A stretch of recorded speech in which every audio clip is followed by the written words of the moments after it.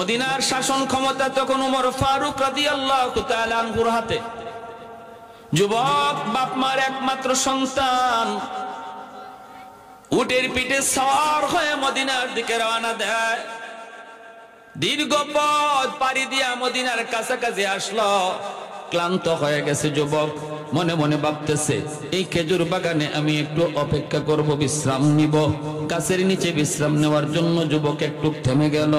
উটটারে একটা গাছের সাথে বেঁধে রাখলো, বিশ্রাম নিতেছে যুবক।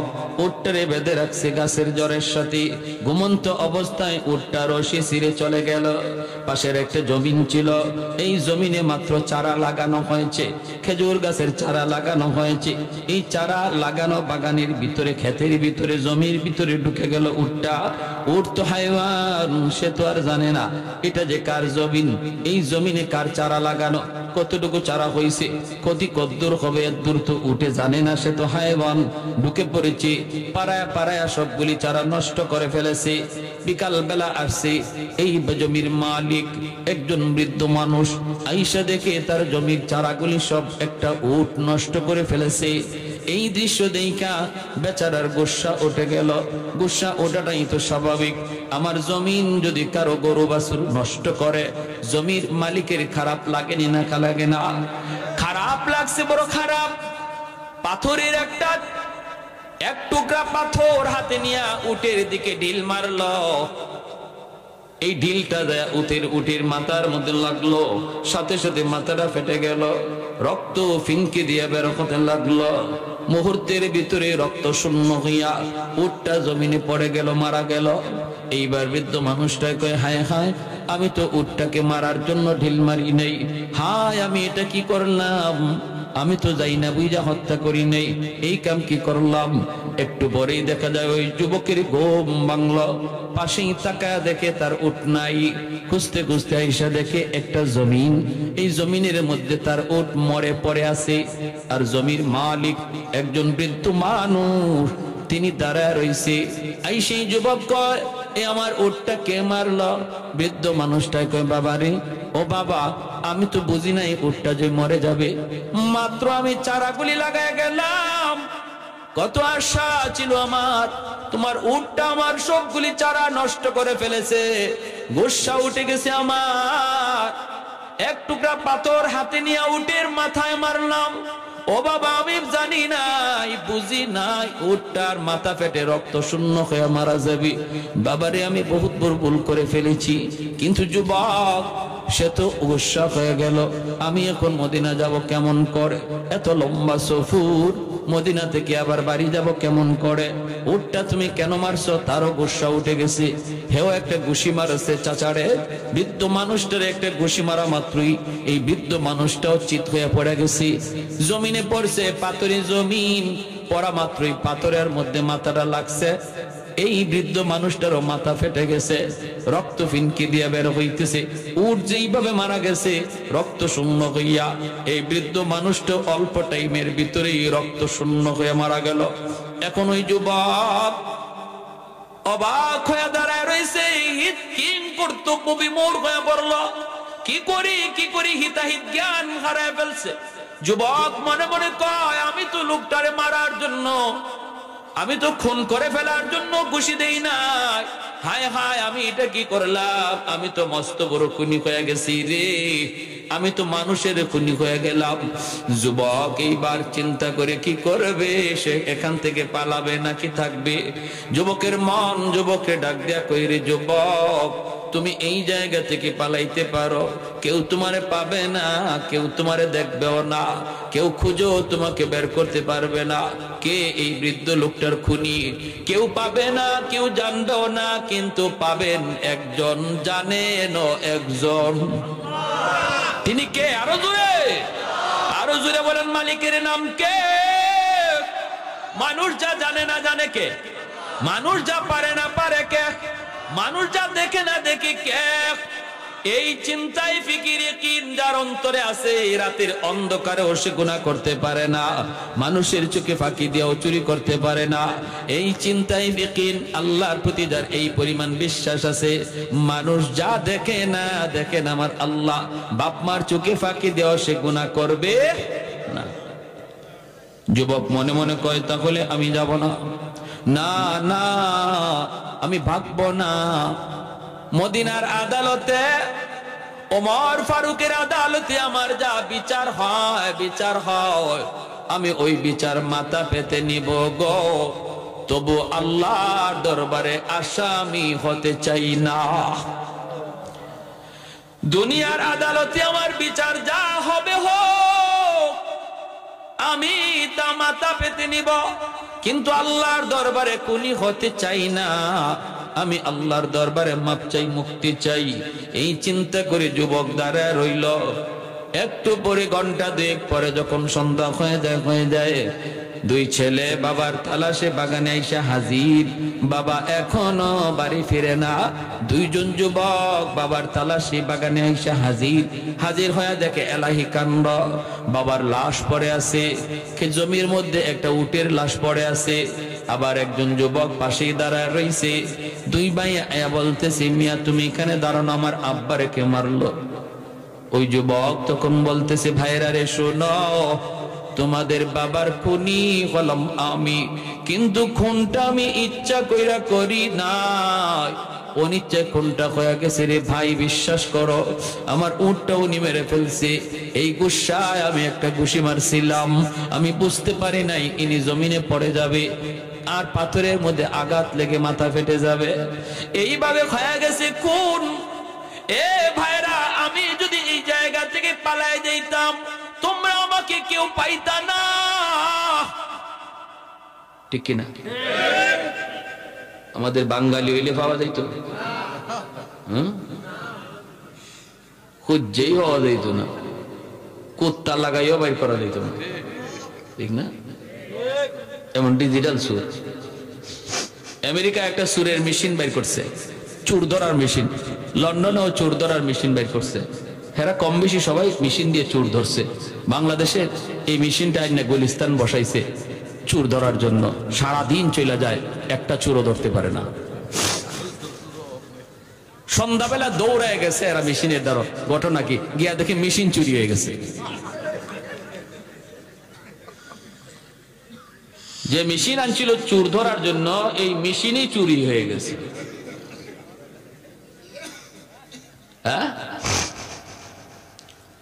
কিন্তু নবীর যুগের যুবক, যার অন্তরে আল্লাহর ভয়, নবীর সাহাবীদের যুগের যুবক, চিন্তা করো, যার অন্তরে আল্লাহর ভয়, সে পারত অপরাধ করে এখান থেকে চলে যেতে, কিন্তু না। তো আমাকে মদিনার আদালতে হাজির করো, চলো আমরা মদিনার আদালতে যাব। ওমর ফারুক রাদিয়াল্লাহু তাআলা আনহুর আদালতে যেই বিচার হয়, এই বিচার আমি মাথা পেতে নেব। হযরত ওমর ফারুক রাদিয়াল্লাহু তাআলা আনহুর কালে ওনার আদালতে হাজির হওয়া হলো।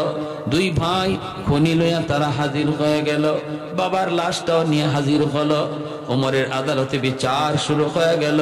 ওমর তিনি তো কত বড় বিচারক, তিনি তো কত বড় বিচারক। ন্যায় বিচার যার একমাত্র টার্গেট ছিল, ঠিক না? ওমরের আদালতে বিচার মানে ন্যায় বিচার, ঠিক কিনা? ইসলামী আদালতে বিচার মানে ন্যায় বিচার। আল্লাহর কোরআনের আদালতে বিচার মানে ন্যায় বিচার। ঘুষ খাওয়া চলে না, ফোন করা চলে না। জজ সাহেব, এত নম্বর আসামি আমার শালার ঘরের বাতিজার ঘরের দুলাভাই, আসেনি না? নাই, দেখা যায় সব আসামি আটকা, হে বেকসুর খালাস, কারণ মন্ত্রীর শালার ঘরের দুলাভাই, ঠিক না? কিন্তু ইসলামী আদালতে এরম দুলাভাই করার সুযোগ আসেনি। এজন্য ইংরেজরা ডরায়, এজন্য বেঈমানরা আল্লাহ কোরআনের আইনকে ডরায়, কারণ ওই কলমের কুচায় ডাকাতি করতে পারবে না, ঠিক না? সব দোষ হুজুররা, সব দোষ হুজুরের। আঙ্গুল দেয় হুজুরের দিকে এক আঙ্গুল, আর তিন আঙ্গুলে হেরে বাস দেয়। হিবায় চোর কইও না, চোর তো তুমি নিজে। ভাইয়েরা আমার, ওই অবস্থায় উমরের আদালতে বিচার শুরু হয়ে গেল। হযরত উমর ফারুক রাদিয়াল্লাহু তাআলা আনহু তখন ডাক দেয়া বলেন, যুবক তুমি নিজেই বলো, আসামি নিজেই তার খুনের কথা স্বীকার করতেছে, সাক্ষী আর লাগে? হ্যাঁ, সাক্ষী নাই, সাক্ষীর কোনো প্রয়োজন হয় না। যুবক যদি অস্বীকার করতো তাহলে সাক্ষী লাগতো, কিন্তু না না, যুবক বলতেছে আমি যদি অস্বীকার করি তাহলে এখানে সাক্ষীও কেউ নাই, আমার বিপক্ষে সাক্ষী দেওয়ার মতো কেউ নাই। কিন্তু আমিরুল মুমিনিন, আমি জানি আমি আজকের আদালতে মিথ্যা বলে বাঁচতে পারবো, কিন্তু হাসরে আল্লাহর আদালতে বাঁচা যাবে না। আজকে দুনিয়ার আদালতে মিথ্যা কথা বইলা, মিথ্যা সাক্ষী দিয়া যারা বাঁচতেছো, ভালো করে পিঠে তেল দিয়া রাখো, পিঠে তেল দিয়া রাখো। দুনিয়ার আদালত তো কোনো আদালতই না, দুনিয়ার শাস্তি তো কোনো শাস্তি না। আল্লাহর আদালতে বিচারের জন্য রেডি থাকো।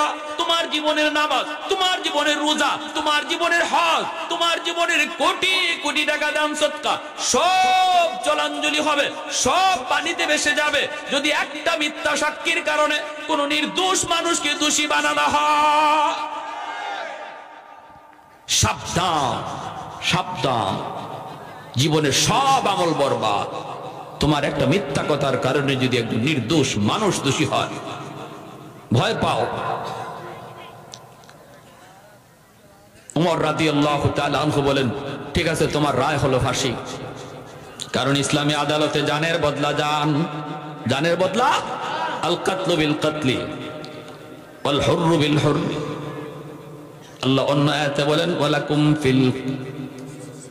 ফিল কিসাসি হায়াতুন ইয়া উলিল আলবাব। আল্লাহ পাক বলেন কিসাসের ভিতরে তোমাদের হায়াত আমি আল্লাহ রেখে দিয়েছি। কেউ যদি খুন করে এই খুনের বদলা তারও খুন করো। তুমি দেখতেছো আর একটা প্রাণ গেল, না না না, আল্লাহ বলেন আমি দেখতেছি এই বদলাটা নেওয়ার কারণে 1000 প্রাণ বেঁচে গেল। এই খুনি আর খুন করবে না, তার দেখা দেখি আরো 10টা খুনি সাবধান হয়ে যাবে। আজ যদি বাংলার জমিনে কোন খুনিরে বাইতুল মুকাররমে হাজারো মানুষের সামনে ফাঁসি দেওয়া হইতো, অথবা মানুষকে দিয়ে মানুষের সামনেই তারে বিচার করা হইতো, ইসলামী শরীয়তে যেটা ধার্য করেছি, হাজারো খুনি সাথে সাথে সাবধান হয়ে যাইতো। কেউ কাউকে খুন করার আগে চিন্তা করতো এইভাবে আমারও মরণটা হবে, এইভাবে আমারও মরণটা হবে। আল্লাহ পাক নিজে বলে ওয়ালাকুম ফিল কিসাস হায়াতুন ইয়া উলিল আলবাব। আল্লাহ কয় নির্বুধেরা কথাটা বুঝবে না, জ্ঞানী যারা আছো তোমাদেরকে বলি। আল্লাহ বলেন জ্ঞানী যারা আছো তোমাদেরকে বলি, আমি আল্লাহর ওই আদেশ, আমি আল্লাহর ওই বিচার ব্যবস্থা, খুনের বিচার হলো তারে খুন করা, এই খুনের দ্বারা 1000 প্রাণ বেঁচে যায়। এটা কোরআনের আইন, ঠিক কিনা জোরে বলেন। হযরত ওমর ফারুক রাদিয়াল্লাহু তাআলা আনহু তিনি বিচারের রায় দিয়ে দিলেন, যুবক তোমারও ফাঁসির রায় হয়ে গেল রে যুবক, আগামী কাল তোমাকে ফাঁসি দেওয়া হবে। এর ভিতরে তোমার মনের কোনো ইচ্ছা আছে কিনা তুমি একটু বলো। যুবক বলতেছে আমার কোনো মনের শেষ ইচ্ছা নাই, শেষ কোনো ইচ্ছা আছে কিনা বলো। যুবক হঠাৎ করে কয় আমিরুল মুমিনিন আমাকে যদি একটু সুযোগ দেন গো, আমি একটু বাড়িতে যাব। এটা কি কয় শেষ ইচ্ছা বাড়িতে যাওয়া, এটা কেমন কথা, এটা কেউ দিব? কয় বাড়িতে যাব। কেন যাব? কারণ আমার বাড়ির পাশে আছিল একটা বাজার, এই বাজারে একজন ব্যবসায়ী আছিল ইহুদি, ওই ইহুদির দোকান থেকে আমি মাল কিনে আনতাম, কিছু টাকা আমার বাকি রয়ে গেছে। আমি যদি ওই টাকাগুলি ফেরত না দেই তাহলে আমার উপরে তার হক থেকে যাবে, আমার উপরে তার হক থেকে যাবে, আর হাসরের মাঠে জবাব দিতে হবে আমাকে জন্য। সেও দুনিয়াতে মুসলমান জাতি তুইলা গালি দিবে, বলবে মুসলমান জাতটাই খারাপ, ওরা ঋণ পরিশোধ করে না, খরচ পরিশোধ করে না। ওগো আমিরুল মুমিনিন একটু সুযোগ যদি আমাকে দেন, আমি বাড়ি যাব আর ঋণটা পরিশোধ করে দ্রুত চলে আসব। মানুষের ঋণ, মানুষের হক নষ্ট করা কত বড় গুনাহ চিন্তা করেন। আল্লাহ নবী বলে একজন মুজাহিদ জিহাদ কইরা যদি শহীদ হয় সমস্ত প্রশ্ন মাফ হয়ে যায়। আল্লাহ তারে কোনো প্রশ্ন করে না যে শহীদ হয়, নামাজের হিসাব নেওয়া হয় না, রোজার হিসাব নেওয়া হয় না, হজের হিসাব নেওয়া হয় না। কিন্তু নবী বলেন ইল্লা দাইন, ইল্লা দাইন। কিন্তু যদি দুনিয়াতে কারো হক নষ্ট করে থাকে এই শহীদ, আল্লাহ ওই হকের ব্যাপারে তারে জিজ্ঞেস করবে, কারণ আল্লাহ এই ব্যাপারে তারে মাপ দিবে না। যার হক নষ্ট করেছে তার কাছ থেকেই মামলা ডিসমিস করা লাগবে। এজন্য রে ভাই মনে রাখবা, কারো হক নষ্ট করা এটা এত বড় খতরনাক এক গুনাহ, এটা আল্লাহর আদালতে থাকে ঝুলন্ত। আল্লাহ এই ব্যাপারে ফয়সালা দেয় না। আল্লাহ কয় নামাজ তোর এক ওয়াক্ত কাজা হয়েছে, যা আমি মাফ করে দিলাম। রোজা একটা কাজা হয়েছে, মাফ করে দিলাম। কিন্তু তুই অমুকের হক নষ্ট করেছো, বাপ মার কলিজায় ব্যথা দিছো, বাপ মা তোমার বিরুদ্ধে আমার আদালতে মামলা দিছে। স্ত্রীর কলিজায় তুমি ব্যথা দিছো, স্ত্রী তোমার বিরুদ্ধে আমার আদালতে মামলা দিছে। প্রতিবেশী আরেক মুসলমানে মামলা দিছে, এই মামলা তুমি ডিসমিস করো, তারপরে তুমি তোমার জান্নাতে যাও। ভাইরা, এজন্যই যুবক বলতেছে, ও আল্লাহর নবীর সাহাবী, একটু সময় যদি দেন আমি দ্রুত বাড়ি যাব, আর যাইয়া ঋণটা পরিশোধ করে দ্রুত চলে আসব। আমিরুল মুমিনিন উমর ফারুক রাদিয়াল্লাহু তাআলা আনহু তিনি বলেন, যুবক কেমন করে তোমাকে আমি বাড়ি দেব রে যুবক, কেমন করে, কোন ভরসায়? ফাঁসির একজন আসামি বাড়িতে গেলে পরে আবার ফেরত আসবে, এর কি গ্যারান্টি আছে? গ্যারান্টি তো নাই, কোনো গ্যারান্টি তো নাই। হ্যাঁ, দিতে পারি একটা শর্তে, মদিনায় তোমার যদি কোনো জামিন থাকে, মদিনায় যদি তোমার কোনো আত্মীয় থাকে, বন্ধু বান্ধব থাকে, আর কাউকে জামিন তুমি বানাইতে পারো, তাহলে তোমাকে আমি ছুটি দেব, সুযোগ দেব বাড়িতে যাবার। যুবক কয়, আমিরুল মুমিনিন, তাহলে আমার আর সুযোগ নাই, কারণ মদিনায় আমার কোনো বাড়ি নাই, ঘর নাই, মদিনায় কোনো আপন বলতে কেউ নাই, মদিনায় আমার বন্ধু বান্ধব কেউ নাই। আমি শুধু আপনার দরবারে আসতে চেয়েছিলাম এক নজর আপনাকে দেখার জন্য। মদিনায় আমার কেউ নাই, আপন বলতে কেউ নয়, আমার পক্ষে কেউ জামিন হবে না গো, আমার পত্রে কেউ জামিন হবে না। দয়া করে আপনি আমাকে ফাঁসিতে ঝুলাইয়া দিন, আমাকে আপনি ফাঁসিতে ঝুলাইয়া দেন। হযরত ওমর জল্লাদকে নির্দেশ দিলেন, জল্লাদ যাও, যাও তোমার কাজ তুমি শুরু করো। জল্লাদ যখন আগাইতে লাগলো ফাঁসিতে ঝুলাবে, ওই মুহূর্তে মসজিদে নববীর ভিতর থেকে একজন সাহাবী হাত উঠে কয়, আমিরুল মুমিনিন, জল্লাদকে থামাও, আমার ভাইয়ের পক্ষে আমি জামিন হইলাম। সমস্ত মদিনার মানুষ, মসজিদ নববীর মানুষ সবাই তাকায় রইল। একজন খুনির জামিন হতে চায় কে? যে তার কেউ না, রক্তের মানুষও না, আপন বলতেও কেউ না, বন্ধুও না, জানেও না। কে সে যে জামিন হয়ে যাইতেছে? তিনি আর কেউ নন, তিনি আমার নবীর অনেক বিখ্যাত একজন সাহাবী, যার নাম হলো আবু যর গিফারি রাদিয়াল্লাহু তাআলা আনহু। জুরে বলেন আল্লাহু আকবার। হযরতে আবু যর গিফারি খাদেমে খায়রুল বাশার হাসে, মদিনার মানুষ কান্দে। মসজিদে নববীতে যায় আসামির কাঠগড়ায় দাঁড়াইলেন, মদিনার নারী পুরুষ হাউমাউ করে কাঁদতেছে, হাউমাউ করে কান্দে। এত নির্দোষ, এত নিষ্পাপ একজন মানুষ আবু যর গিফারি, আজ বুঝি মদিনার মাটিতে তারে ফাঁসি দেওয়া হবে গো। কেউ সেটা বরদাস্ত করতে পারতেছে না। হযরত ওমর ফারুক বিচারকের আসনে বসা, মদিনার মানুষ দেখে আমিরুল মুমিনিন এত শক্ত দিলের ওমর, তিনিও কাঁদতেছে। ওমর ঘোষণা দিয়া দিলেন জল্লাদকে, জল্লাদ যাও, আবু যরকে ফাঁসিতে ঝুলাও। জল্লাদ, যে জল্লাদ এত বড় কঠিন জল্লাদ, জীবনে সে কোনোদিন কাউকে ফাঁসিতে ঝুলাইতে কাঁদে না। আজ ওই জল্লাদ নিজে কাঁদে, এক কদম আগায়, দুই কদম জল্লাদ পিছায়, সামনে আগাইতে পারে না। মদিনার মানুষ রাস্তার দিকে তাকায় রইছে, ওই মরুভূমির রাস্তার দিকে তাকানো। আবু যর গিফারি প্রায় দড়ির কাছাকাছি চলে গেছেন। হঠাৎ করে একজনে আওয়াজ দিয়া কয়, জল্লাদ থামো, ওই যে ধুলাবালি উঠতেছে, মনে হয় কেউ ঘোড়া দৌড়ায় আসতেছে, একটু অপেক্ষা করো, একটু দেখো কে কে। বিদ্যুৎ গতিতে যুবক ঘোড়া নিয়ে হাজির হয়ে গেল। যখন সুবহানাল্লাহ, সাথে সাথে আবু যর গিফারিকে নামানো হলো।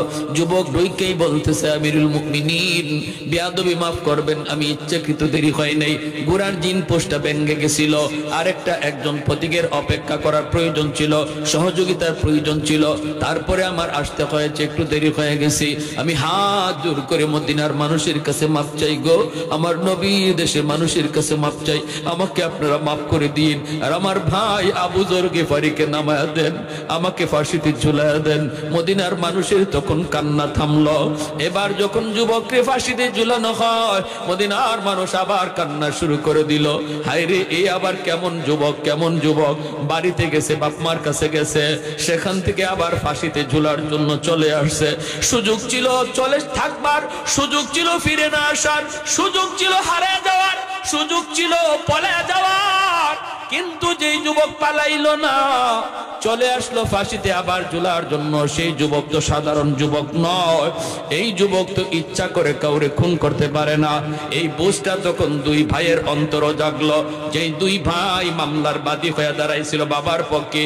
এই দুই ভাইয়ে দেখতেছে মদিনার মানুষের হালত, হঠাৎ করে দুই ভাই ডাক দিয়া কই, জল্লাদ থামো, আমার ভাইরে ফাঁসি দেওয়া লাগবে না, আজ থেকে আমরা তিন ভাই।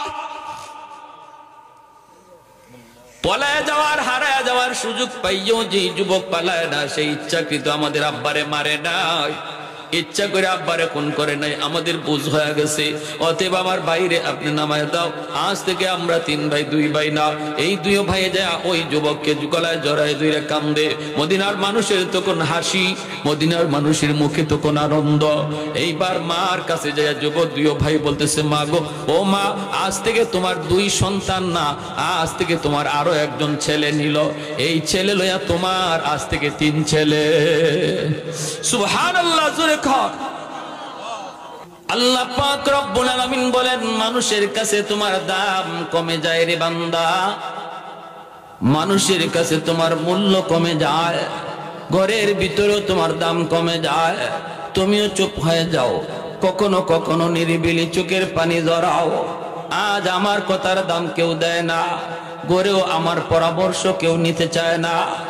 রব্বুল আলামিন আল্লাহ পাক বলে, বান্দা আমি তোমার চোখের পানি দেখতেছি, কেউ যদি তোমাকে দাম নাও দে, আমি আল্লাহর কাছে তোমার দাম অনেক বেশি। সরকার পেনশন দে, সঠিক নিয়মে যদি সরকারি ডিউটি পালন করে, নির্ধারিত বয়স, ওই বয়সের পর সরকার তারে বসায় বসায় ঘরে পেনশন দেয়, পেনশন দেয়। রব্বুল আলামিন তিনি বলেন, আমি তো সকল সরকারের সরকার, আমি আল্লাহ সকল রাজার রাজা, আমি আল্লাহ সকল বাদশার বাদশাহ। তুমিও যতদিন পর্যন্ত গায়ে শক্তি ছিল আমার কদমে তুমি সাজদা দিয়েছো, গায়ে যতদিন শক্তি ছিল এতদিন আমাকে তুমি রুকু করেছ, চোখে যতদিন পাওয়ার ছিল বান্দা কোরআন তেলাওয়াত করছো, ফজরের পরে ইয়াসিন তেলাওয়াত করছো, মাগরিবের পরে তুমি ওয়াকিয়া তেলাওয়াত করছো। এমনি ভাবে আমি আল্লাহর কালামের সাথে তোমার সম্পর্ক ছিল, মহব্বত ছিল। আজ আমি আল্লাহ তোমার চোখের এই জ্যোতি কেড়ে নিয়েছি, গায়ের শক্তি আমি আল্লাহ তোমার কেড়ে নিয়েছি। তুমি ঘরে নামাজ পড়ো, ফেরেশতারা যখন নামাজের সওয়াব লিখতে আয়, আল্লাহ পাক রব্বুল আলামিন কই, ফেরেশতারা রে, আমার বান্দার যৌবনের ফাইলটা তোমরা একটু খোলো, যৌবনের ফাইলটা খুলে দেখো,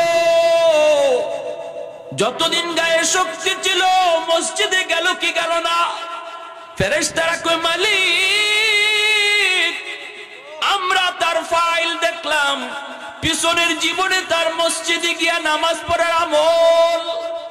আল্লাহ পাক রব্বুল আলামিন কয়, তাহলে তোমরা ভালো করে জেনে রাখো রে ফেরেশতারা, যদি আজও আমি আল্লাহ তার গায়ে শক্তি রাখতাম, আজও আমার বান্দা মসজিদে গিয়ে নামাজ পড়তো, আজও যদি তার গায়ে শক্তি থাকতো, কোমরে যদি তার শক্তি থাকতো, মাথা যদি তার সমস্যা না থাকতো, আজও আমার বান্দা মসজিদে গিয়েই আমার কদমে সেজদা দিত। অতএব অতএব তোমরা তার আমল নামায় ঘরে নামাজের সওয়াব লিখবা না, যৌবনের মসজিদে জামাতের সওয়াব লিখে দাও। আরে কুজুরে বলে সুবহানাল্লাহ। আল্লাহ পাক কয় ফেরেশতারা দেখো আমার বান্দা কোরআন তিলাওয়াত করতে পারে না কারণ তার চোখে শক্তি নাই। চোখে আমি আল্লাহ তার শক্তি নিয়ে নিছি, চোখে দেখে না পাওয়ার নিয়ে নিছি। আজও আমি যদি তার চোখে পাওয়ার রাখতাম আমার বান্দা যৌবনের মতোই সে কোরআন তেলাওয়াত করতো। অতীত জীবনের ফাইলটা তোমরা খোলো, কইলা দেখা যাবে ফজরের পর কোরআন তেলাওয়াত, মাগরিবের পরে কোরআন তেলাওয়াত, প্রতিদিন দৈনিক একবার কোরআন তেলাওয়াত। রব্বুল আলামিন তখন বলবে বান্দারে, ও বান্দা যদিও তুমি আজ কোরআন তেলাওয়াত করো না, তিলাওয়াত তুমি করতে পারো না, কারণ চোখে তুমি দেখো না, আমি আল্লাহর কালামের হরফ তুমি দেখো না, তবুও আমি আল্লাহ তোমার আমল নামায় যৌবনের ধারাবাহিক তিলাওয়াতের সওয়াব আমল নামায় দান করব। ইল্লাল্লাযীনা আমানু ওয়া আমিলুস সালিহাত ফালাহুম আজরুন গায়রু মামনুন। তাহলে কি বুঝলাম? যদি আমার গায়ে যতদিন শক্তি আছে এতদিন যদি আমি আল্লাহর গোলামি করি, যেই বয়সে গায়ে শক্তি থাকবে না পিছনের আমল আল্লাহ জারি রেখে দিবেন, আমল জারি রেখে দিবেন। ঘরে বসাইয়া আল্লাহ ইবাদতের পেনশন দিবেন। সরকার ঘরে বসাইয়া আমাকে বেতন দেয় আর আল্লাহ আমাকে ঘরে বসাইয়া ইবাদতের সওয়াব দিবেন। কাকে? যে যৌবনে গুনাহ করছে না যৌবনে ইবাদত করছে। গায়ে যতদিন শক্তি ছিল এতদিন আল্লাহকে মানছে, আল্লাহকে ডরাইছে, নির্ধারিত দায়মি কিছু আমল করেছে, ওই দায়মি আমলগুলা আল্লাহ বৃত্তকালেও দায়ম রেখে দিবে। যেরকম সুবহানাল্লাহ। আমার ভাইরা বন্ধুরা যুবক, এজন্য দিলটা নরম করে কথাগুলি শোনো। এই আল্লাহর গোলাম জানি এই জমিন আল্লাহ কেমন করে টিকায় রাখছে। যেই পরিমাণে জমিনে গুনাহ কইরে যুবক, যেই পরিমাণে গুনাহ হয় এই জমিনে, প্রতিদিন জমিন আল্লাহর কাছে এই বইলা নালিশ দেয়, ও মালিক আর সইতে পারি না অপরাধ, আর সহ্য করতে পারি না অপরাধ।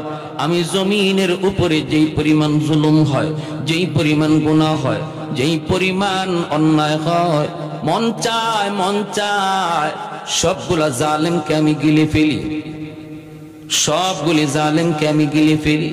জমিন কয় আবতালিউ ইবনা আদম ফি কারি লিআন্নাহুম ইয়ারযুকু বিরিজকিকা ওয়া ইয়াসিকা ওয়া ইয়াতাকাল্লামু বিলিসানিকা ওয়া ইয়াসিকা ওয়া ইয়ারজুলু বিরিজলাইকা ওয়া ইয়াসিকা।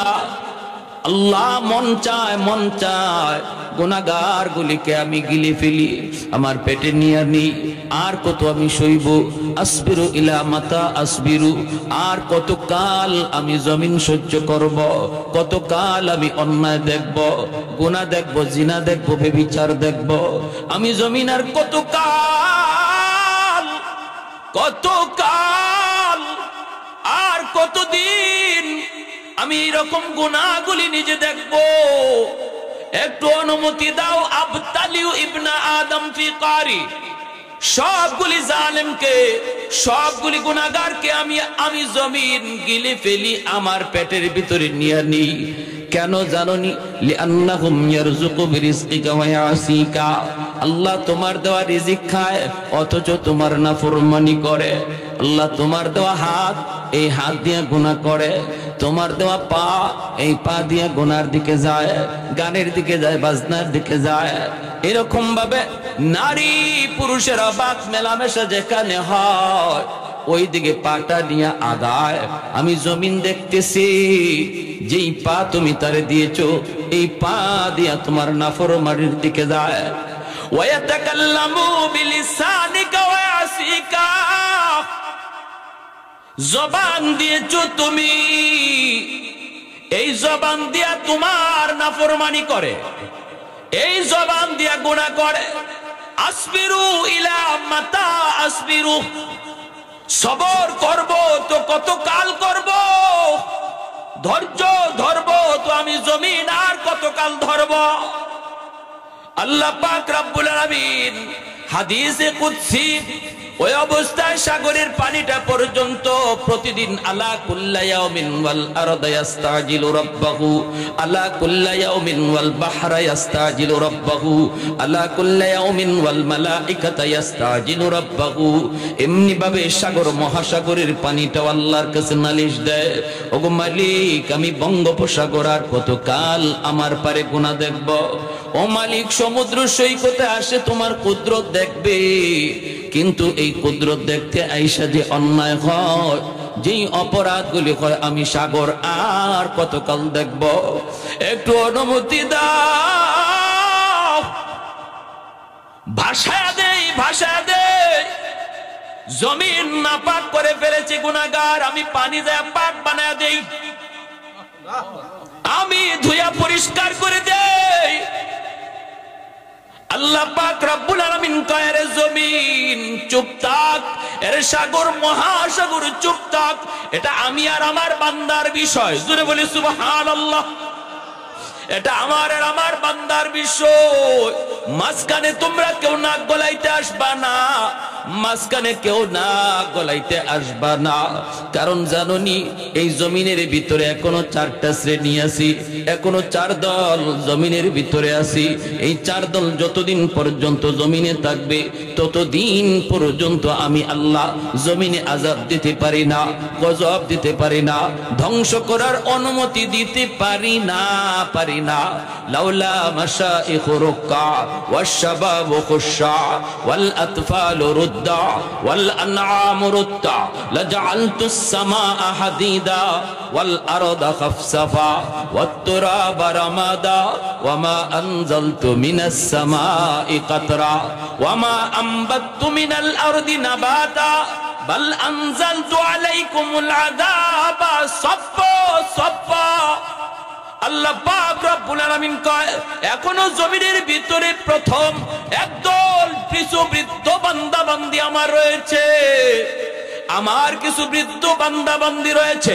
চুল পেকে গেছে, দাড়ি পেকে গেছে, কোমরে তার ব্যথা, হাঁটুতে তার ব্যথা, ঠিক মতো নামাজ পড়তে পারে না, নামাজে দাঁড়াইলে পরে তার কোমরে ব্যথা শুরু হয়, মসজিদে যাইতে গেলে তার হাঁটুতে ব্যথা হয়, কখন কোথায় জানি পড়ে যায়, ভয় ভয়। এরপরও জমিনের ভিতরে আমার কিছু বৃদ্ধ বান্দা বান্দি রয়েছে, যারা বৃদ্ধ কালেও কষ্ট করে আমার কদমে সেজদা দেয়। ওই বৃদ্ধ বান্দা বান্দি গুলার সেজদার দিকে তাকাইলে, কষ্ট করে সেজদা দেয়, এই সেজদার দিকে তাকাইলে জমিনের প্রতি আমার মায়া লেগে যায়। ওয়াশ-শাবাবু খুশা।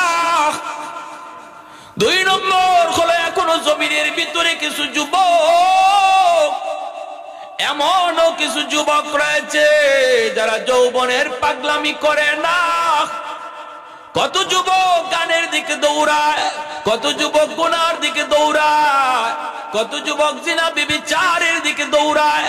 আল্লাহ বলে তার ভিতরেও কিছু যুবক এমন আছে যারা গান বাজনার দিকে যায় না, যৌবনের পাগলামি করে না। যৌবন কালে তার মসজিদে পাওয়া যায়, আমি আল্লাহর ঘর মসজিদে হাজির হয়। যৌবন কালে তার মাথায় টুপি পাওয়া যায়, যৌবন কালে তার মুখে নবীর সুন্নত দাড়ি পাওয়া যায়, যৌবন কালে সে মারে শ্রদ্ধা করে, বাবারে শ্রদ্ধা করে, চোখ লাল করে বাপ মার সাথে কথা কয় না, মুরব্বীদের সাথে বেয়াদবি করে না, বেয়াদবি করে না, করে না। বরং যদি কেউ গান বাজনা করতে চায়, কিছু যুবক এখনো আছে এমন সমাজে, আল্লাহ বলেন ওই যুবকগুলি গান বাজনার বিরোধিতা করে, গান বাজনা হইতে দেয় না, হইতে দেয় না। ওই যুবকগুলি যখন আমার কদমে সেজদা দেয়, আমাকে যখন ভয় পায় মসজিদে হাজির হয়, তার তো এই কালে গুনার দিকে যাওয়ার কথা ছিল, নফস তার গুনার দিকে ডাকে, কিন্তু নিজের নফসরে কন্ট্রোল করে যে মসজিদে হাজির হয়, নফস তার গানের দিকে ডাকে, কিন্তু নফসের লাগাম টেনে যে কোরআনের মাহফিলের দিকে হাজির হয়, ওই যুবকগুলির দিকে তাকাইলে জমিনের প্রতি মায়া লেগে যায়। আল্লাহ কইরে জমিন থাম থাম, কথা বলবি না, কথা বলবি না। এর সাগর মহাসাগর চুপ হয়ে যা, আমার আর আমার বান্দা বান্দির মাঝখানে তোমরা কেউ না গলাবা না। যেরকম সুবহানাল্লাহ। সাবাকাত রহমতি আলা গযাবি, সাবাকাত রহমতি আলা গযাবি। আল্লাহ কই সর্বদাই আমি আল্লাহর রহমত আমার গজবের আগে চলে যায়। যেরকম সুবহানাল্লাহ। আল্লাহর রহমত গজবের আগে বেড়ে যায় যখনই জমিনের ভিতরে গুনাহ হয়, যখনই জমিনে অন্যায় হয়, যখন জমিনের মধ্যে জুলুম হয়। আল্লাহ পাক রব্বুল আলামিন কয় এই জুলুমের কারণে গুনাহ আসতে চায়, জুলুমের কারণে আযাব আসতে চায়, গুনার কারণে আযাব আসতে চায়, আসমানি আযাব জমিনি আযাব আসতে চায়। কিন্তু আল্লাহ কয় যখনই আযাব রওনা দেয় আমার কোন বান্দা বান্দির উপরে আযাব যায় পড়ার জন্য, তখনই আমার রহমত গজবের আগে চলে যায়। আর সুবহানাল্লাহ। এ আল্লাহর গোলাম, ওই মালিক রে এখনো আমরা বুঝলাম না, চিনলাম না। ফ্যাক্টরির মালিক একদিন, দুই দিন, তিন দিন অন্যায় করলে পরে ফ্যাক্টরি থেকে বের করে দেয়। একদিন, দুই দিন, তিন দিন অন্যায় করলে পরে চাকুরি থেকে নাম কেটে দেয়। এত অন্যায় করার পরও আল্লাহ পাক জমিনকে অনুমতি দেয় না, সাগরকে আল্লাহ অনুমতি দেয় না, এমনি ভাবে ফেরেশতাকে আল্লাহ অনুমতি দেয় না, আকাশকে আল্লাহ অনুমতি দেয় না।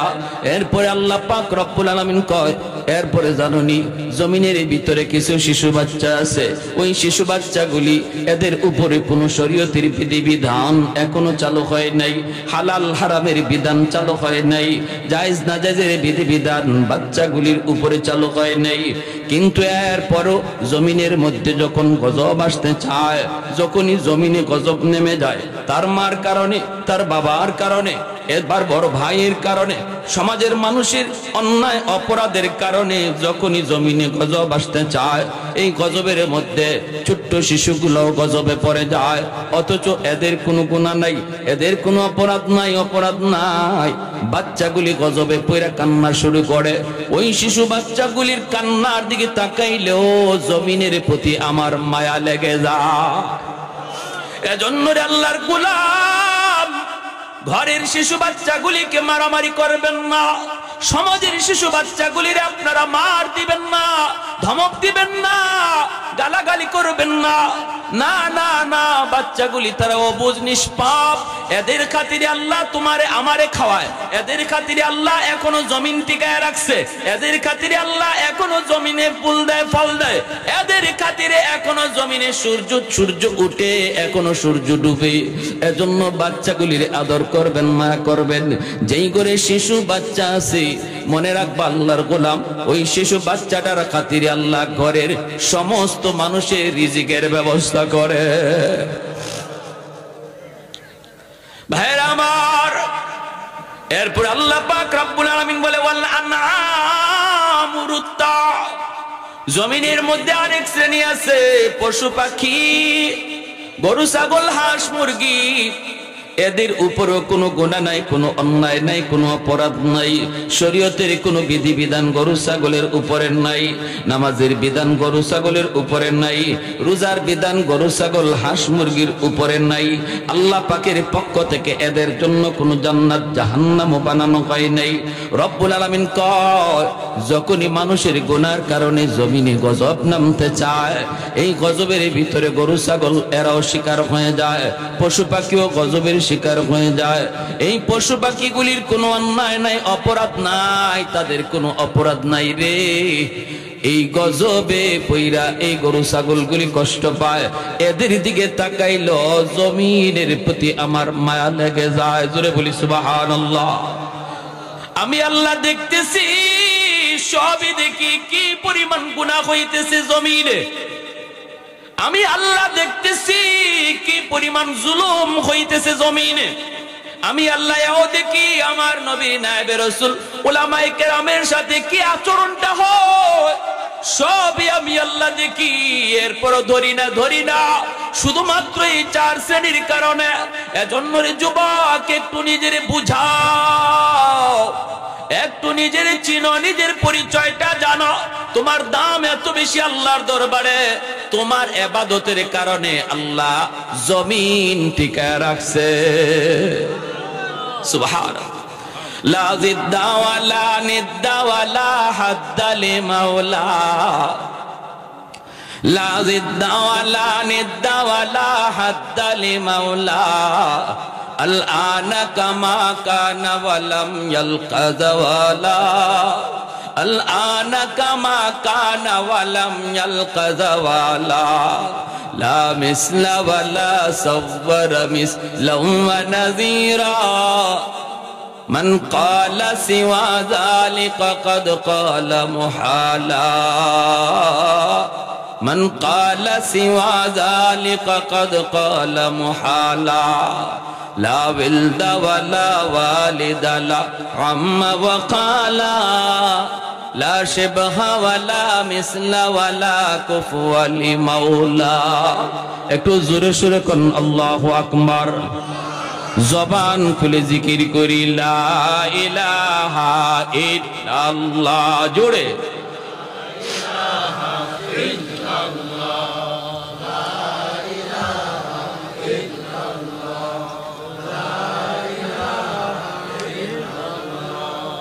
লা ইলাহা ইল্লাল্লাহ, লা ইলাহা ইল্লাল্লাহ।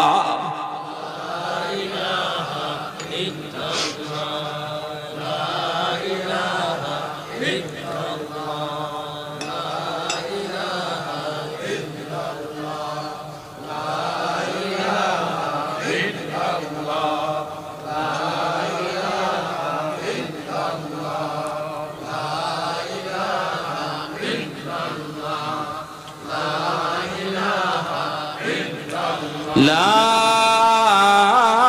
ইলাহা ইল্লাল্লাহু মুহাম্মাদুর রাসূলুল্লাহ। জোরে সুরে বলি সাল্লাল্লাহু আলাইহি ওয়াসাল্লাম। তাহলে সমাজে নামাজি যুবক, টুপিওয়ালা দাড়িওয়ালা যুবক আসেনি না নাই? তুমি ইউনিভার্সিটিতে যাও, সেখানে যাওয়া দেখবা নামাজি যুবক আছে। পুলিশে গেলেও দেখবা নামাজি যুবক পাওয়া যায়, র্যাবে গেলেও দেখবা নামাজি যুবক পাওয়া যায়, সর্ব জায়গায় কলেজে গেলেও পাইবা নামাজি যুবক পাওয়া যায়। খেলোয়াড়ের ভিতরে খুঁজবা, সেখানেও তুমি নামাজি যুবক তুমি পাইবা। অতএব এমনও কিছু যুবক আছে না নাই? জোরে বলেন।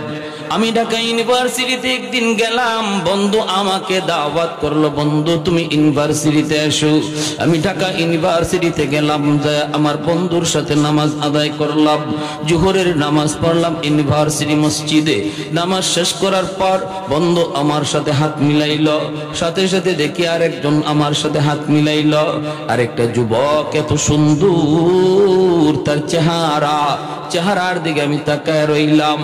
মাথায় কালো পাগড়ি পরা, লম্বা একটা জুব্বা, এত সুন্দর নুরানি চেহারা, লম্বা দাড়ি, আমার সাথে হাত মিলাইলো। আমার দুষ্ট বলতেছে, দুষ্ট ওরে দেখে তোমার কেমন মনে হইতেছে? আমি বললাম, দোস্ত আমার তো মনে হয় সে কোনো মাদ্রাসায় পড়ায়, নতুবা কোনো মাদ্রাসায় পড়ে। দোস্ত বলতেছে, না রে দোস্ত, সে কোনো মাদ্রাসার ছাত্র নয়, জীবনে কোনোদিন মাদ্রাসায় পড়ে নাই, কিন্তু শিশুকাল থেকেই তার স্কুলে লেখাপড়া করানো হয়েছে। তার আব্বা কিন্তু শিশুকাল থেকেই তার দিন শিখাইছে একজন উস্তাদের মাধ্যমে। মিনিমাম 5টা বছর যদি সন্তানকে আপনি দিন শিখান, তাহলে এই সন্তান কলেজে গেলেও নামাজি হয়, ভার্সিটিতে গেলেও নামাজি হয়। যদি আপনি 5 বছর তারে মাদ্রাসায় পড়ান, নুরানি ক্লাসগুলা যদি মাদ্রাসায় পড়ান, অথবা যদি মাদ্রাসায় নাও পড়ান, একজন ভালো উস্তাদের মাধ্যমে ঘরেও যদি পড়ান, কিন্তু 5 বছর মাদ্রাসার যে সিলেবাস, এই সিলেবাসগুলি যদি পড়ানো হয়, এই ছেলে ভালো করে মুসলমানি শিখবে, এই ছেলে ভালো করে মুসলমানি জানবে, পরে ডাক্তার হবে, অসুবিধা নাই। নাই, ইঞ্জিনিয়ার হবে অসুবিধা নাই, আমরা নিষেধ করব না। এই দেশে মুফতি মুহাদ্দিস যদি সবাই হয়ে যায়, ডাক্তার ইঞ্জিনিয়ার হবে কে? দেশ চালানোর জন্য মুফতি মুহাদ্দিসের প্রয়োজন, ডাক্তার ইঞ্জিনিয়ারের প্রয়োজন। কিন্তু মনে রাখবেন, আপনার সন্তানের বড় পরিচয় ডাক্তার নয়, আমার আপনার সন্তানের সবচেয়ে বড় পরিচয় হলো সে মুসলমানের সন্তান। এজন্য সবার আগে তারে মুসলমানি শিখাইতে হবে। আওয়াজ দিয়া বলেন ঠিক কি না? সবার আগে তার মুসলমানের সন্তান বানাও, মুসলমানি শিখাও। মুসলমানি শিখানোর জন্য মাদ্রাসাগুলাতে পঞ্চম শ্রেণী পর্যন্ত স্কুলের সমমানের অঙ্ক ইংরেজি ঢুকানো হয়েছে রে আল্লাহর গোলাম। স্কুলের সমমানের সিলেবাস মাদ্রাসায় ঢুকানো হয়েছে, যেন মুসলমানের সন্তানের সর্বপ্রথম লেখাপড়া মাদ্রাসা থেকে হয়। 5 বছর মাদ্রাসায় পড়ালেখা করলো, অঙ্ক ইংরেজি স্কুলে যা আছে তাই শিখলো। এরপরে যদি আপনি তারে ডাক্তার ইঞ্জিনিয়ার ব্যারিস্টার উকিল বানাইতে চান, হাই স্কুলে ভর্তি করবেন, কোনো অসুবিধা নাই। অঙ্ক ইংরেজি সে 100 তাল মিলাইতে পারবে। বাকি এই 5 বছরে আপনার সন্তান মুসলমানই শিখলো। আওয়াজ দিয়া বলেন ঠিক কি না? আপনার আমার জবাবদিহিতা থেকে আল্লাহর দরবারে বাঁচাইলো। কারণ হাসরের ময়দানে যেই বাপ মা সন্তানকে মুসলমানি শিখাবে না, আল্লাহর পরিচয় জানাবে না, আখিরাত চিনাবে না, এই বাপ মার বিরুদ্ধে সন্তান আল্লাহর দরবারে বহুত বড় জটিল মামলা করে বসবি। সন্তান বলবে, রব্বানা আতিহিম দিফাইনি মিনাল আযাব ওয়াল আনহুম লানান কাবীরা। আল্লাহ, আমি ছোট্ট বাবু ছিলাম, আমি বুঝতাম না কোন শিক্ষায় শিক্ষিত হলে তোমাকে চিনা যায়, কোন শিক্ষায় শিক্ষিত হলে তোমাকে পাওয়া যায়, আখিরাত কেমন করে জানা যায়। আল্লাহ, আমি বুঝতাম না, বুঝতেন আমার বাবা, বুঝতেন আমার মা। আজ যদি আমি জাহান্নামী হই, আমার মারে ডাকো, আমার বাবারে ডাকো, আমার মারে ডাকো, বাবারে ডাকো। আমি যে পরিমাণ শাস্তি জাহান্নামে পাবো, আমার বাপ মারে ডাবল শাস্তি দাও। নাউজুবিল্লাহ, জোরে কর।